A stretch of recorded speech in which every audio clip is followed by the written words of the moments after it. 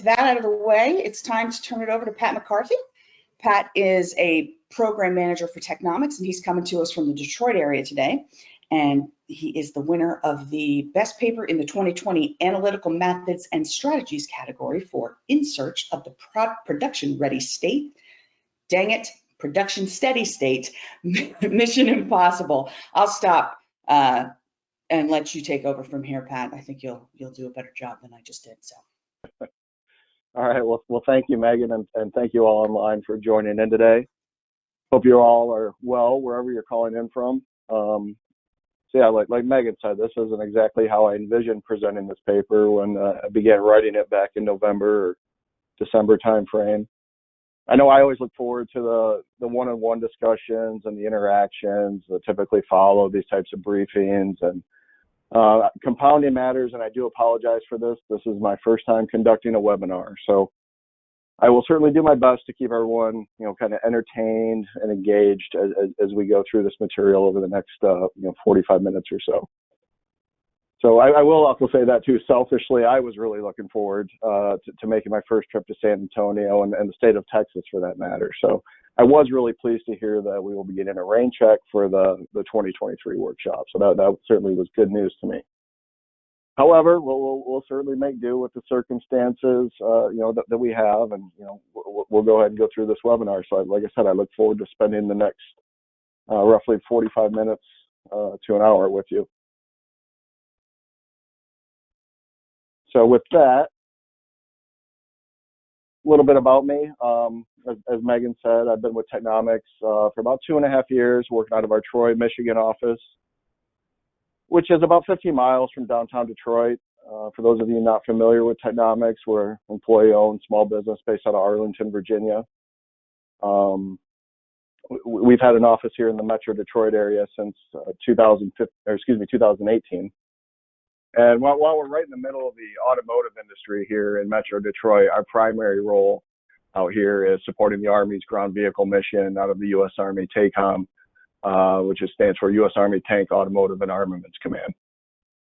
So supporting the Army's ground vehicle mission has really been the focus throughout my entire career, with a couple of different stops along the way with General Dynamics Land Systems and Booz Allen Hamilton and the Army Contracting Command before I joined Technomics. So my background is in industrial engineering. I think you'll certainly get certain elements of that in the briefing as we go through it today. And that's kind of how I started my career before slowly segueing into the cost community over the last 5 years. So a quick run through of what I'm going to be discussing today. So we will take a few minutes just to give a quick learning curve theory recap. We're going to run through some different types of learning, individual versus organizational. We're going to talk about why should we even care about the production steady state. Why did I decide to write a paper on this and present it to all of you? We're going to do our best to define the steady state. We'll run through a good example of how we can identify the steady state and use that towards a cost estimate. And then we'll also talk about beware of false alarms or false positives that go along with trying to identify the steady state. We'll go through some potential remedies, for how we can avoid that, and then we'll finish up with some conclusions, recommendations, and like Megan said, we'll wrap it up with a Q&A portion. So with that, so one of my favorite parts of the ICEAA workshop each year is the emphasis that's really put on training people that are either new to the cost community or just want to brush up on a particular topic. So in lieu of, having a full 2-hour session on learning curve theory and being able to, go through and educate folks on that, I thought I would just give some background information that's really going to lay the foundation for what we'll be talking about today. And so I thought I'd just give a very high level overview of that. So we start with just a very general, kind of widely industry accepted definition of learning curve theory, and I'll read through that. So we're defining it as a measure of progress or improvement observed in a constant, note constant is underlined, that'll be a big theme we're going to get across, a constant system as the number of repetitions to complete a task or units produce increase over time. So the second bullet is really what we're talking about in terms of learning curve theory with regards to a production environment, as well as some sample variables that might help us address that constant piece of this. So these are the things we're talking about when we say a constant system. So production rate or throughput staying constant, the employees performing the work, so no turnover, the facility tools and equipment we're using, are those staying the same? Scope of work, that's a big one. Quality requirements, safety requirements, and certainly labor laws. So over to the right, you'll see the two generally accepted theories for learning curves. And while they both use the same mathematical model, there are some slight differences, or more than slight differences, in how you can use them. So both models or both approaches use a power model where y, or the dependent variable, is calculated by multiplying our coefficient a by independent variable x raised to the power b. So the difference between the two theories is what we are actually measuring. So down below, you see the right, or cum average theory. There, in solving for y, we're tracking the cumulative average cost of or through X units. And the Crawford or unit curve theory, we're talking about the cost of that specific unit X. So those are the primary differences. One's a cum average, and one is we're identifying a specific value.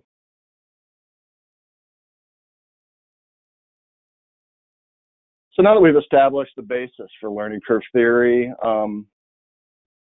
I think learning is a pretty generalized term, believe it or not.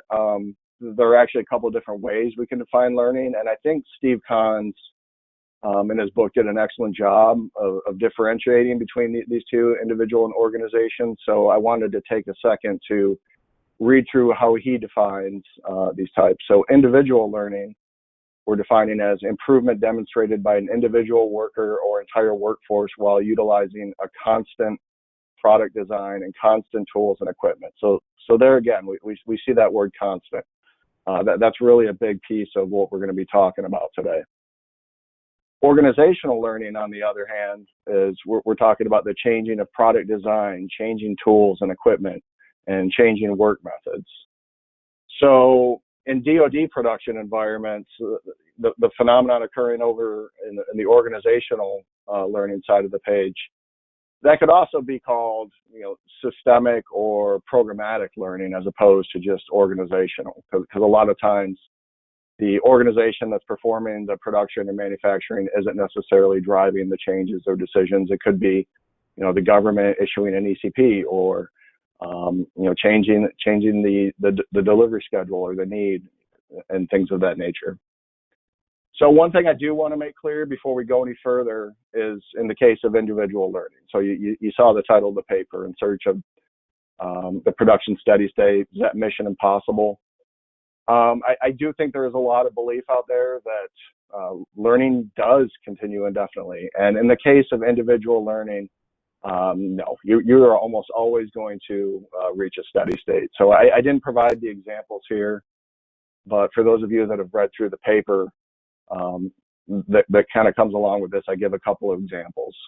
So the first one would be, think about how long it takes you to commute to work.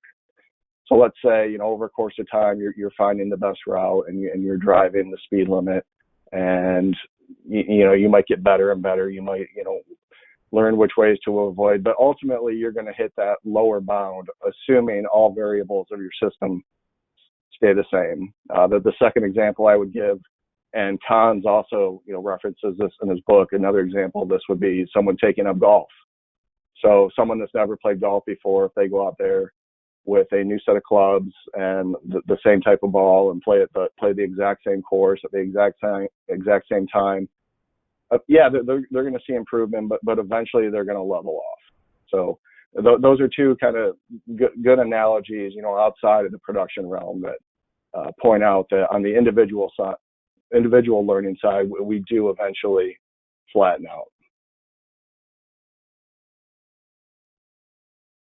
Okay, so why should we care about the steady state? So, what is the importance? What is the significance of, going ahead and identifying it? So why did I, find it imperative to write a paper on this? So, before we all define and ultimately look for ways to identify the steady state, we're going to look at this from a couple different perspectives. So first of all, from just a pure cost estimating and programmatic perspective, we want to make sure that we're not going to underestimate direct labor hours. So while the power model does begin to flatten out over a period of time or after a certain number of repetitions, it will, mathematically continue a downward trend indefinitely. So what we're showing here are two examples. So the graph on the right demonstrates the impact of when that does not happen. So the graph on the left is, just a power model. Yeah, you see it flattening out, but that improvement will continue on indefinitely, however negligible it does become. Whereas the graph on the right, what we're showing is, okay, at unit 50, we say that's as good as we're ever going to get. And that's why you see that line flattening out. So what's the significance of this? Well, the table below really addresses it. So the two charts really bookend the examples in the table. So the very first column in the table below, steady state starting unit, I have 1,000. Really, we're insinuating that there is no steady state. So it shows the hours that would be required if we assume that learning will continue on. And then at the opposite end, where you see steady state starting unit 50, that shows where if we say, nope, at the 50th unit, that's as good as we're going to get, right around 400 hours per unit. Those are the hours we require. And you can see the difference. The difference there geometrically is the shaded area between the two lines. But if you look at it from a percentage-wise, it's essentially saying we would be requiring 57.1% more labor hours. So it can be pretty substantial. So as you go through the middle four columns, it's more of a sensitivity analysis and the impact of, us hitting the steady state at units 100, 250, 500, or 750.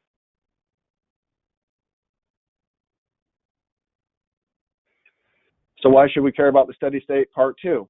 So the second reason we should really care about identifying the steady state of the system is that it provides us with an ability to utilize the system requirements as a static point of reference. So for example, if you were the plant manager for a company that made a particular end item, and I told you that beginning with a particular unit number, it'll take you 500 total labor hours to build each unit. And that's exactly what it's going to take you to build every unit going forward. You can significantly enhance your business practice, that's for sure. I mean, you could go ahead and plan your demand forecasts. You would know your throughput capacity. You would know how much facility space is required, and so forth. A couple other analysis that you could use this for, commonality across end items. I know this paper was actually kind of born out of a paper I wrote a few years ago for ICEAA, where we were doing just that. We were trying to compare the commonality across end items and how do we account for that in the production environment. So what we found was the best place to really compare labor hour requirements was at the steady state level. A couple other ones, efficiency limits, and it certainly can help with things like BCAs and CBAs and other things of that nature.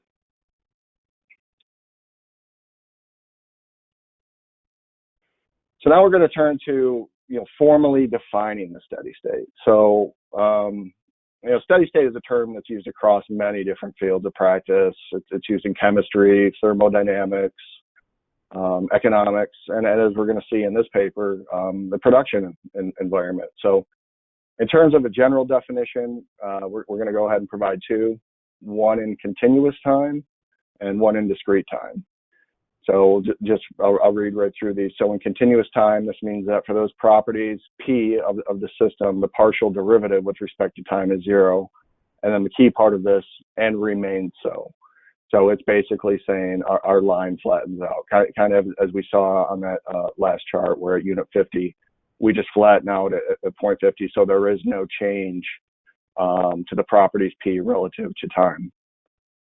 The second example in discrete time, and I think this is what we're going to touch on a lot more as we go through this today, Basically what we're saying for different states of P, so P sub T, as we transition from P sub T minus 1 to P sub T, well, those differences are 0.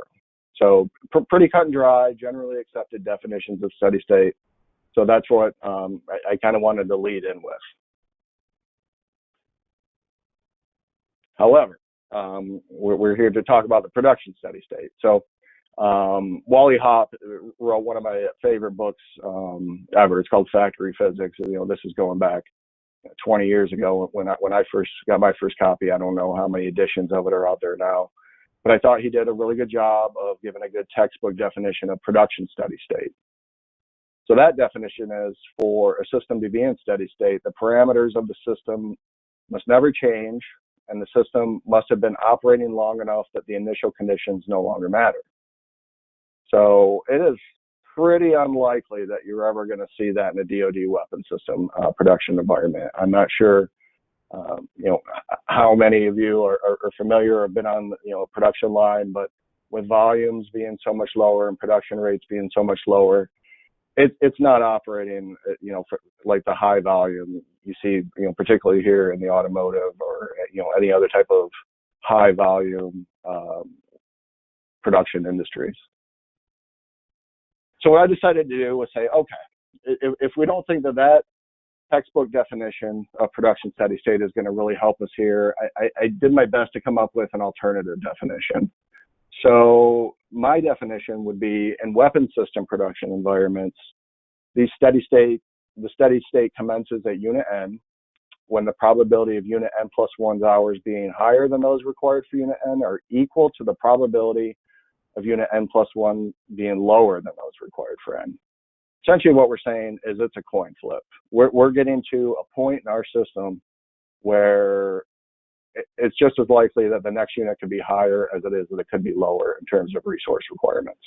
So like I said, you see the bullets below that where we have P sub N plus 1, H and L both equal to 0.5. You know, we're talking about a discrete system here where we have specific points that we can measure requirements to.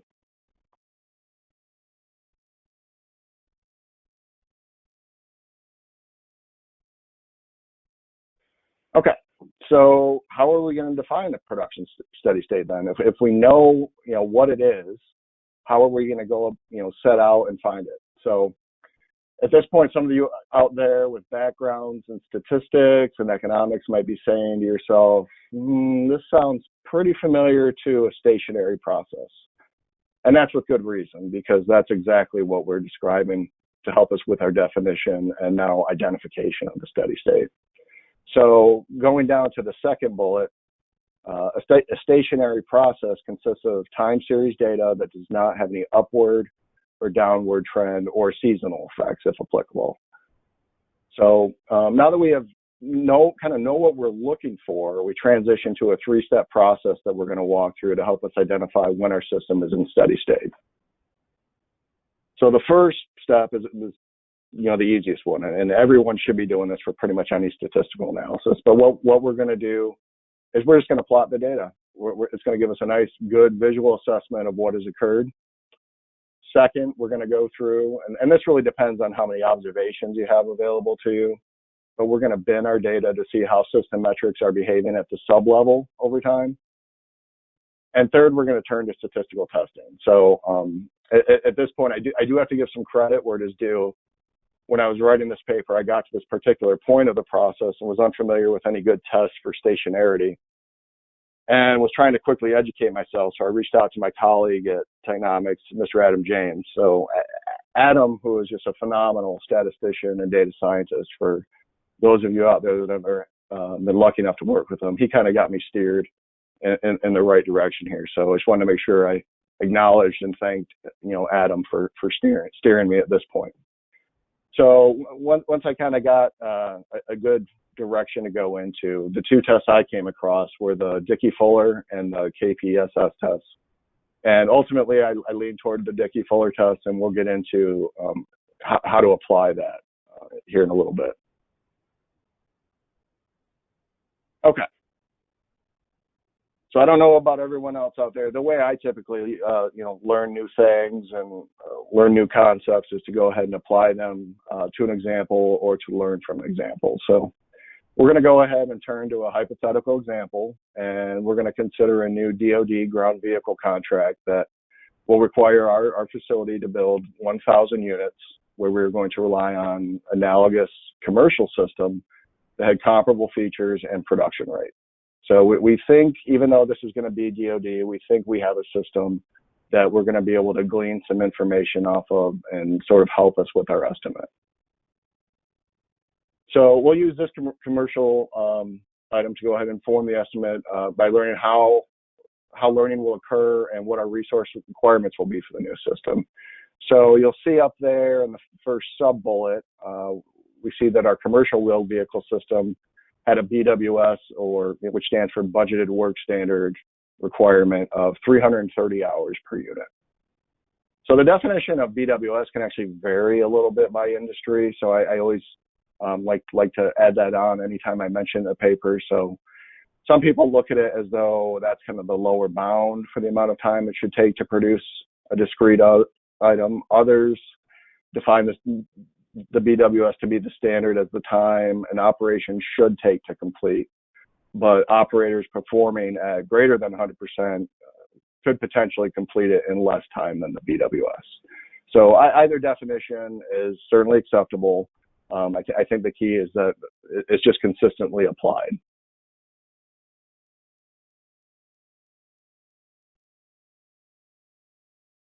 So I should also mention, so what we're looking here on this graph is the requirements, hours per unit and production unit number for the commercial system that we're going to really use to try to glean some information from and help us build our cost estimate for a new DoD system.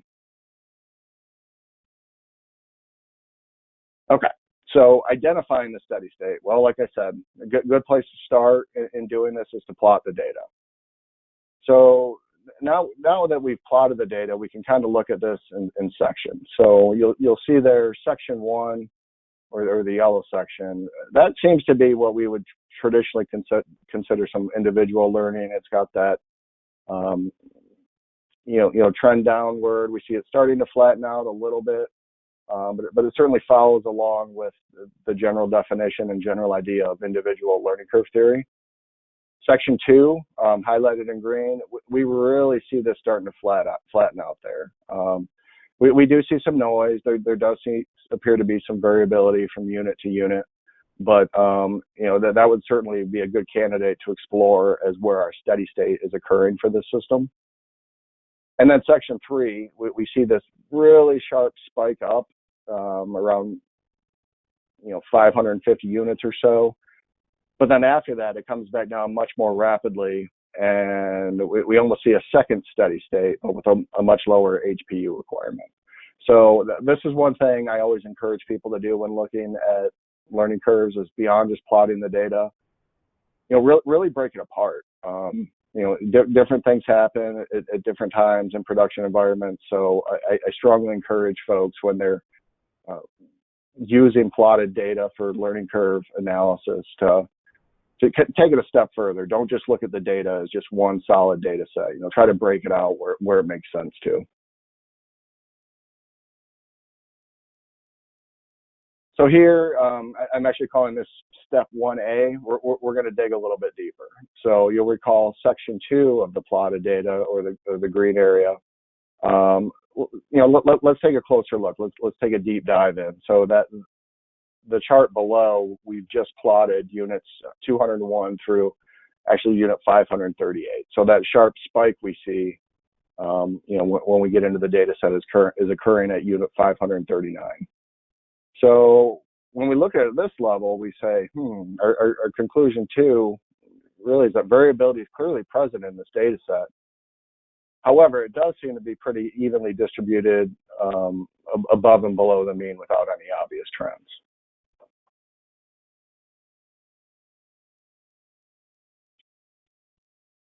So based on that, given that we are still seeing some variance as we go from unit 201 out to unit 538, we're going to go to that second step of binning the data.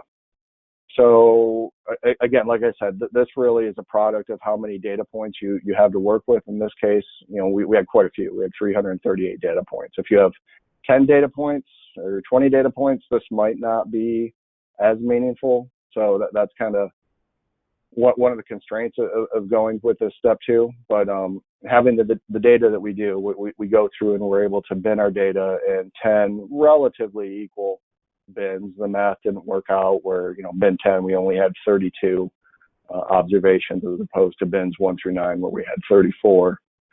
But again, conclusion 1 is that, we see some limited variance in the mean across bins. So if you go across bin 1 through bin 10, you look at the means, it's staying relatively constant. We're there in the pretty much anywhere between 360 and 370, hours. Variance, however, we're still seeing a decent amount of variability, as we go across the different bins and we're looking at the variance. Yes, we could have taken this a step further and looked at the standard deviation if we wanted to, but, just keeping it at the variance level, there is some significant variance, in particular, if you get out to bin 10, you see we sort of drop way down to where our variance is only 96, where we had been, as high as 258 in some of the other bins. So that certainly tells us that this would be worth going on to step 3 to help us with our analysis. So based on the plot and bin data, it looks like we're in steady state, but more specifically, we think we're in a stationary process. So since we're still seeing some variability, we can kind of scan across our bins, and we're going to introduce the Dickey-Fuller test that I mentioned above. So I'll be completely honest. Like I mentioned before, I had not even heard of this test prior to the calendar turning to 2020. So some of you statisticians out there listening in can go ahead and feel free to roll your eyes as I do my best to explain it and how we're going to use it here for this example. So the basis of the test is that we're considering a stochastic process, y sub n, and we're interested in the value of phi as the value of y is identified in various states or values of n. So the production parallel of this would be that we'll be looking at the various resource requirements such as labor hours for each production number. So when you go through and look at the definition of phi, we define it as it being a value less than or equal to 1. So if phi equals 1, we're going to go ahead and conclude that a unit root exists and the system is not stationary. However, if phi is less than 1, we can conclude that the process is stationary, or that we can conclude that we're in a steady state. So when considering the differences, that is for consecutive values or hour requirements for consecutive units, we can define a new term, delta y sub n, where we're doing just that. We're going through for each unit of y and identifying the difference between that value and the one that preceded it. And we're going to go ahead and define a new term, beta, as phi minus 1. And what we actually get out of this is a linear regression equation now, where we have delta y sub n is equal to beta multiplied by y sub n minus 1, and still with our white noise out there, epsilon. But now we've defined beta, since we've termed it as phi minus 1, we know that beta is less than or equal to 0. So at this point, we're actually in pretty good shape, because now we can go ahead and use linear regression, and since we know that beta cannot be positive, we can just use a one-tailed test. The trick here is that we can't use the traditional or the usual t-test. So this coefficient actually follows a tau distribution. So what we're going to do is test our tau statistic, which really is equivalent to the usual t-statistic, and see where that falls in relative to our tau critical values based on a table of critical tau statistic values shown in the Dickey-Fuller table at the bottom right. So using this test, our null hypothesis then becomes, if accepted, it suggests that the time series does indeed have a unit root and is non-stationary, and it has some time-dependent structure. So we're still seeing some movement we can call it time, or we can call it, relative to production quantity, but we are still seeing some dependency relative to where we started. The alternative hypothesis is that the null hypothesis is rejected, and it's suggesting that the time series does not have a unigroup and is stationary. So again, like I said, that's for those of you that haven't seen that before, that might sound kind of confusing. I know it was a little bit confusing to me when I saw this for the first time. So again, I think the best way to learn new material is to go ahead and go through an example. So returning to our data from our commercial item, we're going to go ahead and look at units 201 through 538. That, phase 2, where we really seem to be in a steady state. And we're going to go ahead and calculate our deltas, because you'll recall that by converting it, that is what we're actually interested in this point. So we're interested in how are the values of Y changing as we progress up in terms of quantity. So starting, here in the top left, we're going to sort of work around this slide clockwise. So go ahead, we'll just do our, normal regression analysis in Excel. We'll get our summary output table. And right down here, highlighted, we can look at, it's still called T statistic, but like I said, at this point, it's now become our tau statistic. And then we simply go down to our Dickey-Fuller table. We look at our number of observations and our alpha value. So we would need to interpolate between, units or 250 and 500 observations. But we see that with a tau statistic of negative 18.1, we can go ahead and probably reject that null hypothesis with a very high degree of confidence. However, I do add a note here, and I actually have a couple of notes. One, we would still probably want to go back and look at the variance that's going on in that phase 2, that kind of up and down relative to the mean. And that's really more so at the plant level. I think we would be interested to see, okay, we're in a steady state, but why are we still seeing those changes? The other things to note here about that tau statistic value that we calculate, so negative 18.1. So you see how extremely low that is compared to everything on the table. And there's a couple of reasons for that. So number one, we had 338 observations, so a pretty good number of observations. And we were in a pretty stationary point of the process too. So I think that's really feeding the significance of that value.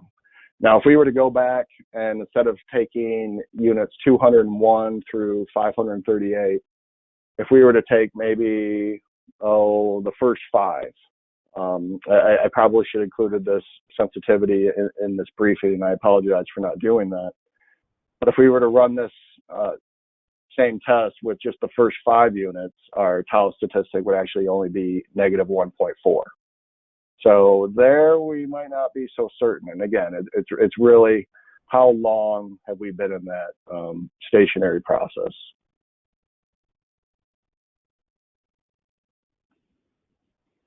Okay. So now let's go back to our new system. We've talked quite a bit about our past system or our commercial item, but what we still need to do, we still need to build up this estimate for our new DoD system. So you'll recall we said it's going to be 1,000 new units. And for this one, we've gone through and identified that our BWS content actually makes up 258.75 hours per unit. So using that information, we're going to go back and take one last look at our commercial data, and we're going to try to extract a couple pieces of information from that. So looking first at area 1, or the yellow area, where we did have some learning taking place, we're going to go ahead and do the normal regression analysis, calculate our learning curve slope. So when I skipped a couple of the mathematical steps here, but essentially when we go through and perform that regression analysis, we end up with a learning curve slope of 85%. And then going over to phase 2, where we've identified where our steady state is occurring. I don't know if I probably failed to point this out when we were looking at the plot of the 338 points. Our mean for those points was 364.16 hours.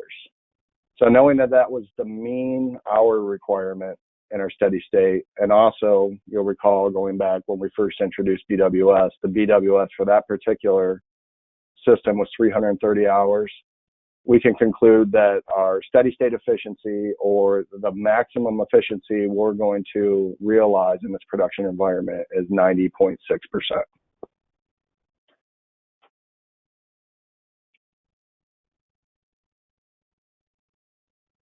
So now, having those new two pieces of information, we can go ahead and complete our estimate for the DoD system. So here we're actually going to start with the steady state.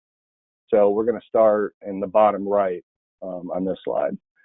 So again, knowing that our steady state efficiency is 90.6, what we can do then is say, okay, well, if our new BWS for this DoD system is 258.75 hours, if we divide that by our steady state efficiency, we can say that our requirement at steady state for this system is 285.6 hours per unit. At this point, I'm actually going to go back a slide because I did forget to mention something very important. You'll see area 3 out there, the red area with a great big X in it. So there's a really important reason we just went ahead and ignored that. So that big spike up, and then with the rapid, decrease down to a new steady state, pretty good chance that, something happened, something changed in our system. So one of the golden rules I'm going to leave you with here today is that the last thing you want to do is to try to predict when organizational learning or systemic learning or programmatic learning is going to happen. Unless you have a really good crystal ball, it is next to impossible. So that's why we went ahead and ignored that section 3. So now returning to our new systems estimate, like I said, we're going to go ahead and not account for any potential organizational learning for the reasons I just mentioned, and using our steady state efficiency for this environment, our BWS for this new system, we can calculate our steady state requirements to be 285 hours, and we'll assume that that's going to hold true for units 201 through 1000.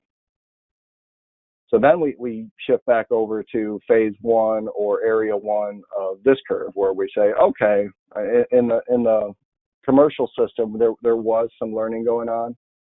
So based on what we saw with the learning curve slope, and knowing what the value of our 201st unit will be, 285.6 hours, we can go ahead and develop our power model to predict our requirements for units 1 through 200. And what you see is we develop a power model where Y is equal to T1, or the theoretical first unit, of 990.3 hours multiplied by X raised to negative 0.234, which is a product of that 85% slope.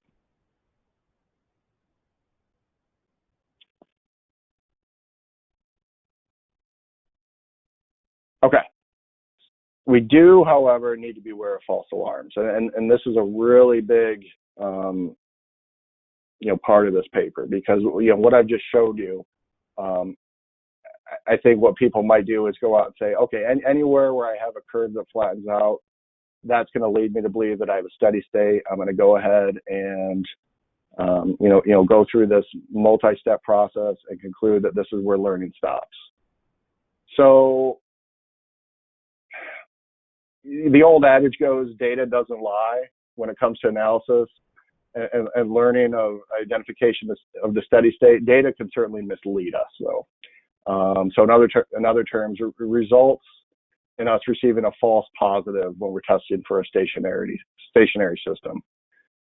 So what can cause this in production environments? Well, a lot of things, really. Production environments, I don't know how many out there are familiar, have spent much time in them, but they can be very chaotic places. Lots of moving pieces and variables impacting production and performance. I know I'll never forget, as a 19-year-old intern walking into a GM powertrain V8 engine plant up here, and just thinking to myself, wow, there are a lot of moving parts here. And I'm not talking about, parts just in the bill of materials, lots of different, variables and systemic parameters that can impact how we're getting end items out the door. However, with all those things in place, sometimes these things can get altered. Things happen in production environments, things happen within organizations. And the product of this can be that they can actually counteract any individual learning that's still taking place and mislead us into thinking that we're in a steady state. So that's kind of the message I'm trying to send in terms of looking at that top chart. It would appear as though we've reached a steady state.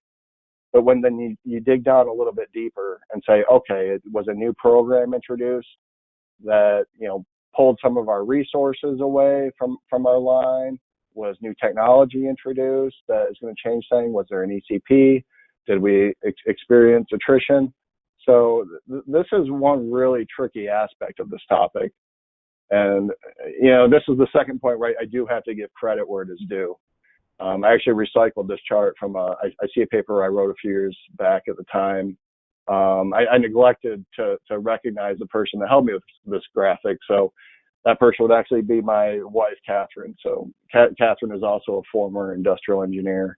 And we used to work together as plant IEs when we were General Dynamics. So quite sadly, this is some dinner table conversation we used to have and stuff like that, but it certainly is a phenomenon that was out there, and we would see it. I mean, we were there on the plant, living it and seeing these things change.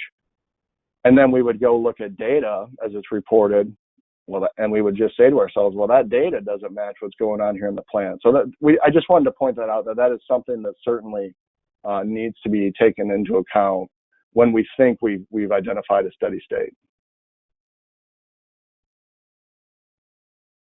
So what are some potential remedies? Well, like I said, we're going to always start with our visual display of the data. I mean, that should be step one, regardless of what we're trying to do and where we're trying to go with this. The second piece is like I said above, we want to break it into multiple sections to see if there's any deviations, from phase to phase, or if there are any obvious trends that are occurring. But to really get to, that last point, about the false alarms or false positives, a lot of that just comes back to good old communication. So, I mean, that's really reaching out to, to human resources for attrition statistics or any, type of bumping due to downsizing, reaching out to the industrial engineering for the production rate data. What were the changes going on with the system? Because while the data, in and of itself is a big part of the story, these changes, these programmatic changes are going to fill in a lot of the gaps and really enhance how we look at that data. And I think the last remedy that I would say, and really this isn't so much a remedy, it's avoid at all costs, is do not attempt to predict organizational learning. Because like I said, unless you have a good crystal ball, that is next to impossible to be able to do that.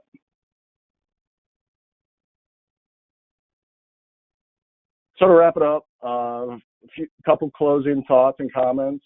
From an estimating perspective, accounting, for and identifying the steady state can have a significant impact on how we estimate requirements for future systems. It can also prove to be very useful when performing supplemental analysis, like I said, like throughput and efficiency analysis, facility layout.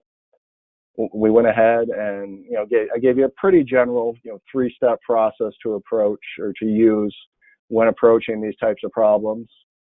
When identifying, that organizational learning or seeing if organizational learning is impacting our data, that communication is absolutely critical. And then, last but not least, and I can't say it again, it's here on back-to-back slides. Under no circumstances do we ever want to, try to predict when organizational learning is going to occur. So with that, Megan, I will go ahead and turn it back over to you. I think we've left about 15 minutes for, Q&A. We have, and that means I'm going to have to make a call to see if anybody wants to ask any questions, because they haven't done so far. So you've either awed them into silence, or you've covered everything so well that they didn't have to ask. And I will say, I'm sorry, go ahead. No, go ahead. Yeah, you take it. And I will say, folks out there that are listening to this now or, to the recording, here's my contact info. I absolutely love this topic. I love researching it. If there's folks that, didn't feel comfortable submitting a question via this forum, please feel free to reach out to me. Always happy to talk about it. This is just one approach. I mean, this is a true thought paper. I mean, this is me based on, 18 years of experience and doing this kind of work in this environment, what I've gleaned from it. I would love to hear, other folks' opinions, questions, et cetera. So, you'll feel free to reach out to me at the contact info you see there. And if you guys can't get a hold of him that way, or you're not able to get his information from that, you can always email the ICEAA office and we'll pass you along. And we'll give everybody just one more moment, and it's going to sound like, oh, here we go.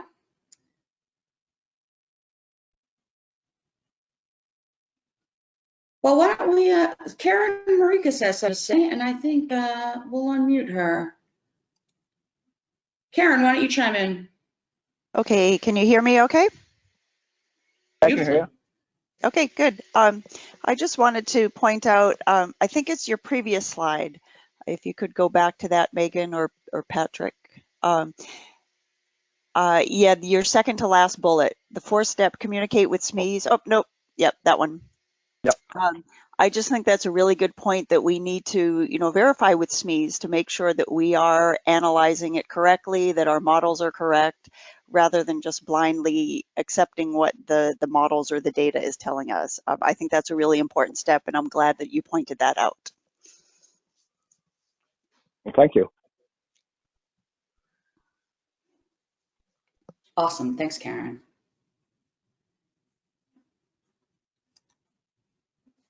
All right, last call. I won't beg, but otherwise, you guys will have to take these conversations offline. So in that case, thanks everybody for joining us. We hope you come back next week where we've got the data management and machine learning category winner, leveraging the wisdom of crowds in estimating Army software sustainment with Christian Smart, Cheryl Jones, Kim Roy, and a few others, I believe. Thank you, Pat. Thank you, everybody, for coming. Everybody stay healthy, stay safe, stay sane, and have a good rest of your day. And most importantly, Megan, we'll see everybody in Minneapolis now in 363 days. Attaboy, good call. All right, thanks again. All right, thank you. Take care.